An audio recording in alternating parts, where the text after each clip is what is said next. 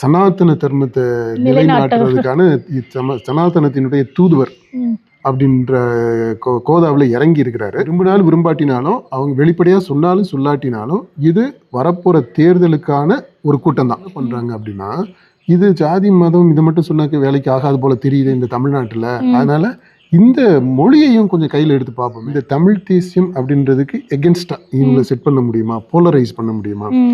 பாஜக பண்றது எல்லாமே போலரைஸ் பண்றது. அதனால அவர் ஒரு அங்கேயே ஒரு எடுபடாத ஒரு தலைவர். முருகனை வணங்கக்கூடிய தமிழ் மக்களை பத்தி எல்லாம் எனக்கு தெரியும், தமிழ்நாட்டு இந்த மண்ணை பத்தி எல்லாம் எனக்கு நல்லா தெரியும் அப்படின்றதெல்லாம் கப்சா மும்மொழி கொள்கையை பத்தி சொல்றாங்க இல்லையா?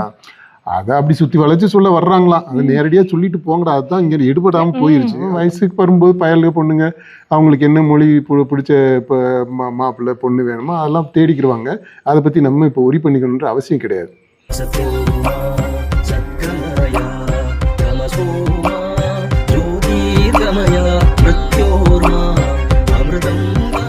முருகன் மாநாட்டுக்கு பவன் கல்யாணம் அழைச்சிருந்தாங்க. பவன் கல்யாணம் அழைச்சதுக்கான காரணம் என்ன, எதுக்கு முக்கியத்துவம் கொடுத்தாங்க? பவன் கல்யாணம் கூப்பிட்டாங்க. அவரு ஜாலியா டூர் போய்கிட்டு தான் இருக்கிறாரு. இப்போ அவரு 24 மணி நேரமே காவி உடுத்தி ஒரு பெரிய துறவி மாதிரி அவரு பல இடங்களுக்கும் போயிட்டு இருக்கிறாரு. இந்தியாவில் நம்ம யோகிக்கு அடுத்தபடியா அவருக்கு போட்டியா கூடன்னு சொல்லலாம். அதனால தான் வரலன்னு நினைக்கிறேன்.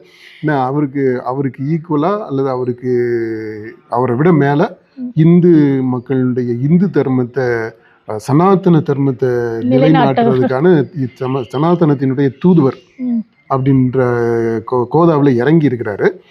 தமிழ்நாட்டுக்கு கூப்பிட்டது பாஜக கூப்பிட்டது, இந்து முன்னணி தான் நடத்துனாங்க. அவங்க பாஜக விட்டுருமே, இந்து முன்னணி கூப்பிட்டது. அதுக்கு பின்னாடி ஒரு கண்டிப்பா அஜெண்டா இருக்கு. ஏன்னா இந்த விரும்பினாலும் விரும்பாட்டினாலும் அவங்க வெளிப்படையாக சொன்னாலும் சொல்லாட்டினாலும் இது வரப்போகிற தேர்தலுக்கான ஒரு கூட்டம் தான். 2026 தேர்தலில் பாஜகவிற்கு ஒரு வாக்கு வங்கியை உருவாக்கணும். அந்த வாக்கு வங்கி இந்து மதத்தை அடிப்படையாக வைத்து ஒரு போலரைசேஷனை உருவாக்கணும் அப்படின்ட்டு நிறைய ட்ரை பண்ணுறாங்க. நம்ம ஏற்கனவே சொல்லியிருக்கிறோம். இப்போ அதை தொகுத்தே கூட சொல்லிடலாம். இந்த பாஜக அதனுடைய அணுகுமுறையாக தமிழ்நாட்டை பொறுத்த மட்டும் முதல்ல மதத்தை கையில் எடுக்கிறாங்க. மத ரீதியாக போலரைஸ் பண்ணணும் அப்படின்ட்டு அது ஒரு பக்கம் நடந்துக்கிட்டு இருக்கு. அதனுடைய ஒரு கட்டம் தான் இந்த முருகன் மாநாடு. இன்னொரு பக்கம் ஜாதியையும் கையில் எடுத்திருக்கிறாங்க. ஜாதியை கையில் எடுத்து அதில் தீவிரமாக அமித்ஷா அந்த வேலைகள்லாம் செய்கிறாரு. அதில் நயினார் நாகேந்திரன் ஒரு கவுண்டருக்கு மாற்றா ஒரு முக்குலத்தோரை கொண்டு தலைவராக போட்டிருக்கிறது தமிழக பாஜகவுக்கு. இப்போ இவர் முக்குலத்தோர் வந்துட்டாரு அப்படின்றதுனால ஓபிஎஸும் இவர் தினகரன், சசிகலா இவங்கெல்லாம் பின்னுக்கு தள்ளப்பட்டாங்க. அதாவது அவங்கள ஒதுக்கி விடலை, அவங்கள வச்சிருக்கிறாங்க, உள்ளதான் அணில தான் இருக்கிறாங்க அப்படின்னு சொல்றாங்க. ஆனால் அவங்களுக்கு ஒன்றும் பெரிய முக்கியத்துவம் கொடுக்கல. ஏன்னா முக்குலத்தோருடைய ஓட்டை நயினாரை காட்டியே நம்ம வாங்கிடலாம் அப்படின்றது. இந்த பக்கம் கவுண்டர் ஓட்டு, வெள்ளல கவுண்டர் ஓட்டு, அதுக்கு யாரை காட்டுறது? அது எடப்பாடி இருக்கிறாரு. அதனால அண்ணாமலை தேவையில்லை. 2 பேரும் ஒரே இனம் தானே. அந்த மாதிரி அந்த ஜாதி கணக்கு இது இன்னும் கொஞ்சம் டீட்டெயிலாக நம்ம ஒரு காணொலியில விரிவாகவே நம்ம பார்ப்போம். இப்போதைக்கு இந்த பாயிண்ட்டை மட்டும் சொல்லிக்கிறோம். ஜாதியையும் உள்ள கொண்டு வந்து அதாவது பாஜக கையில் எடுக்குது, மதம் மட்டும் கிடையாது. அடுத்தபடியாக தான் இப்போ என்ன பண்றாங்க அப்படின்னா, இது ஜாதி மதம் இதை மட்டும் சொன்னாக்க வேலைக்கு ஆகாது போல தெரியுது இந்த தமிழ்நாட்டில். அதனால இந்த மொழியையும் கொஞ்சம் கையில் எடுத்து பார்ப்போமே. ஏன்னா இங்க இந்த தமிழ் தேசியம் பேசுற இந்த சீமான் கோஷ்டிங்க கொஞ்சம் பேர் இருக்காங்க. அது மாதிரி அது கொஞ்சம் சீமான் பின்னாடி இருக்கக்கூடியவங்க மட்டும் இல்லை, இந்த தமிழ் உணர்வாளர்கள்னு கொஞ்சம் கணிசமாகவே இருக்கிறாங்க. தமிழுக்காக இருக்கக்கூடியவங்க அவங்க எல்லாருமே இந்த திராவிடத்திற்கு எதிரான ஒரு மனநிலையை கொண்டவங்களா இருக்கிறாங்க. ஓகே, இப்போ என்னன்னா இந்த தமிழ் தேசியம் பேசுறவங்கள்ட்ட இருந்து மற்றவங்க இருக்கிறாங்க இல்லையா, பொதுவானவங்க, அந்த மக்கள் எல்லாரையும் இந்த தெலுங்கு பேசுறவங்க, கன்னடம் பேசுறவங்க, மலையாளம் பேசுறவங்க, வடநாட்டில இருந்து வரக்கூடிய அது இந்த ஹிந்தி, அந்த குஜராத்தி, அந்த மாதிரி எல்லாம் நிறைய மொழிகள் பேசக்கூடியவங்க, சௌராஷ்டிரா, இந்த மாதிரி மொழிகள், அதாவது தமிழ் அல்லாத மொழியை பேசக்கூடிய அந்த மக்கள் கணிசமா இங்க தமிழ்நாட்டில் இருக்காங்க. எனக்கு தெரிஞ்சு ஏறத்தாழ அது 30 விழுக்காடு வரைக்கும், 25% 30%. மற்ற மொழி பேசுறாங்க, தமிழ் அல்லாத மொழி பேசக்கூடிய தமிழர்கள் இங்க இருக்கிறாங்க. இப்ப இந்த மக்கள் எல்லாத்தையும் இந்த தமிழ் தேசியம் அப்படின்றதுக்கு எகென்ஸ்டா இவங்களை செட் பண்ண முடியுமா, போலரைஸ் பண்ண முடியுமா? பாஜக பண்றது எல்லாமே போலரைஸ் பண்றதுதான். இந்துக்கள் அல்லாதவர்கள் மைனாரிட்டி, இங்க வந்து மெஜாரிட்டி அந்த பொண்ணு. அப்புறம் ஜாதி ரீதியாக இந்த ஜாதி அந்த ஜாதின்ட்டு அந்த இது. அடுத்தது இங்க வந்து இது மொழி, இந்த திராவிட மொழிகள், தமிழ் அல்லாத மொழி பேசும் தமிழர்கள், தமிழ் வெறி உள்ள தமிழர்கள் அப்படி கொண்டு வர்றாங்க. அந்த மாதிரி இப்படி பல முனைகள்லையுமே அந்த பாஜக முயற்சி செய்து, அந்த முயற்சியினுடைய ஒரு அங்கம் தான் ஒரு இந்த இவர் பவன் கல்யாணம் இங்கே கூட்டிட்டு வந்தது. மற்றபடி Pawan Kalyan it symbolises the Telugu speaking people, அவங்களுக்கு அப்பீல் ஆகலாம் அப்படின்ட்டு கூட்டிட்டு வர்றாங்க. மற்றபடி ஆனால் நடப்பு என்ன அப்படின்னு பார்த்தோம்னா, இந்த பவன் கல்யாணால துணை முதல்வர் தான் ஆக முடிஞ்சிருக்கு அவங்க நாட்டில், அவங்க தேசத்தில், தெலுங்கு தேசத்தில். அது தெலுங்கு தேசத்துக்கு பக்கத்துல தெலுங்கு பேசக்கூடிய இன்னொரு நாடும் இருக்கு. அங்க வந்து இவரு அப்படியே தரமட்டத்துல தான் இருக்கிறாப்புல, எடுபடவே இல்லை அங்க. அதனால அவர் ஒரு அங்கேயே ஒரு எடுபடாத ஒரு தலைவர், துணை முதல்வர் ஆகிற அளவுக்கு தான் ஒரு மாநிலத்தில் அந்த அளவுக்கு தான் அவருக்கு இது இருக்கு.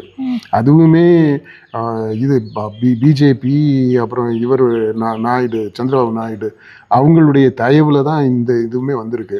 இடத்துல இவரை யாரு கூப்பிடலாம்னா நம்ம விஜயகாந்த், அதாவது ஆந்திராவினுடைய விஜயகாந்த் இவருங்க, பவன் கல்யாண். அந்த அளவுக்கு தான் அவருக்கு மதிப்பு. இவர் வந்ததுனால இங்க வந்து தெலுங்குக்காரவங்கலாம் ஒன்றா வந்துடுவாங்களா என்ன? இல்லை. இங்கே தெலுங்கு ஓட்டுகளை ஒன்றா சேர்க்கறதுக்கு, அதாவது பிரிக்கிறதுக்கு, தமிழ் வெர்சஸ் தெலுங்குன்னு பிரிக்கிறது ரொம்ப சிரமம். ஏன்னா திமுகவை எடுத்துக்கிட்டிங்கன்னா அங்கே மெஜாரிட்டியாக இருக்கிறது, பவர்ஃபுல்லாக இருக்கிறது தெலுங்கும் மற்ற ஜாதிகா மொழிக்காரவங்களும் தான் இருக்காங்க. அதிமுகவை எடுத்துக்கிட்டு அங்கேயுமே அப்படித்தான் இருக்கு. எந்த கட்சியை நீங்க எடுத்துக்கிட்டீங்கன்னாலும் அங்க எல்லாருமே அதாவது பவர்ஃபுல்லான லாபி அப்படின்னு எடுத்துக்கிட்டீங்கன்னா தமிழ் அல்லாத மொழி பேசும் தமிழர்கள் அப்படி இருக்காங்க. சொல்லுங்க. அடுத்து இந்த பவன் கல்யாண் வந்து பேசுறப்போ முருகர் பக்தியை பத்தி பயங்கரமா பேசுறாரு. அவரை பத்தி நான் சென்னையில வளர்ந்தேன், அது முருகர் என்னை வளர்த்தாரு அப்படிங்கிற மாதிரிலாம் பேசிட்டு இந்துக்களை சீண்டாதீங்க அப்படிங்கிறத ஒரு முக்கியமான ஒரு குற்றச்சாட்டா வைக்கிறாரு. சீண்டாத சீவிடுவேன் நம்ம ரஜினி வசனத்தை பேசிட்டு போயிருக்கிறாப்ல. இவருக்கும் தமிழ்நாட்டுக்கும் சம்மந்தம் இல்லை, இவருக்கும் முருகருக்கும் பெரிய சம்மந்தம் இல்லை. அதாவது அவர் முருக பக்தரா இருக்கக்கூடாதுன்னு நம்ம சொல்லலை, முருக பக்தரா இருக்கலாம். ஆனால் தமிழ் மக்களுடைய பண்பாடை தெரிஞ்சுக்கிட்டவர் அப்படின்னு, சென்னையில் பிறந்து வளர்ந்தாரு, சின்ன வயசுல இங்கே படிச்சாரு அப்படின்னா எந்த ஸ்கூல்ல போய் படிச்சாரா? அங்கே கார்பரேஷன் ஸ்கூல்ல போய் படிச்சாரு இவரு? கார்பரேஷன்ல மட்டுமா படிக்கணும்? இல்லைங்க, கேட்குறேன். அவர் படிச்சது நல்ல இந்த இங்கிலீஷ் மீடியம் ஸ்கூல்ல படிச்சிருப்பாரு, யூனியன் ஆக்கி இங்கிலீஷ்ல சொல்லி தந்திருப்பாங்க. அந்த மாதிரி வசதியான வீட்டு பிள்ளைங்க படிக்கக்கூடிய பள்ளிக்கூடத்தில் படிச்சிருப்பாரு. இவருக்கு ஏழைபாளைகளை பத்தி என்ன தெரிஞ்சிருக்கும்? இங்க சென்னையில இருந்து அவர் வளர்ந்தாருன்றது சென்னை மக்களுடைய ஒருவேளை, அதாவது சென்னையில் இருக்கக்கூடிய அந்த எலீட் சொசைட்டி இருக்குது இல்லையா, வசதியான மேட்டுக்குடி, அந்த மேட்டுக்குடி மக்களுடைய பண்பாடு தெரிஞ்சிருக்கும். இந்த மேட்டுக்குடி பண்பாடு எப்படி இருக்குதுன்னா, நியூயார்க்ல இருக்காங்க பாத்தீங்களா, அதே மாதிரி தான் இவங்க லைஃப் ஸ்டைல் இருக்கு. அந்த லண்டன்ல இருக்கிறவங்க எப்படி இருப்பாங்க, அந்த மாதிரி தான் இவங்க லைஃப் ஸ்டைல் இருக்கு. சென்னையில ஒரு லண்டன் இருக்கு, சென்னையில ஒரு நியூயார்க் இருக்கு, வாஷிங்டன் இருக்கு, லாஸ் வேகாஸ் இருக்கு. இப்ப அந்த கோஸ்டிங்க இவங்க எல்லாம். இதுக வந்து நான் தமிழ் பண்பாடை பத்தி தெரிஞ்சுக்கிட்டேன், முருகனை பத்தி, முருகன் பக்தரா இருக்கிறதுன்றது வேற. ஆனா அதனால முருகனை வணங்கக்கூடிய தமிழ் மக்களை பத்தி எல்லாம் எனக்கு தெரியும், தமிழ்நாட்டு இந்த மண்ணை பத்தி எல்லாம் எனக்கு நல்லா தெரியும் அப்படின்றதெல்லாம் கப்சா. அதாவது சும்மா பேசணுன்றதுக்காக பேசுறாரு, அதுல துளி அளவு கூட உண்மை கிடையாது. அதெல்லாம் நம்ம புறந்தள்ளிட்டு போயிட்டே இருக்கலாம்.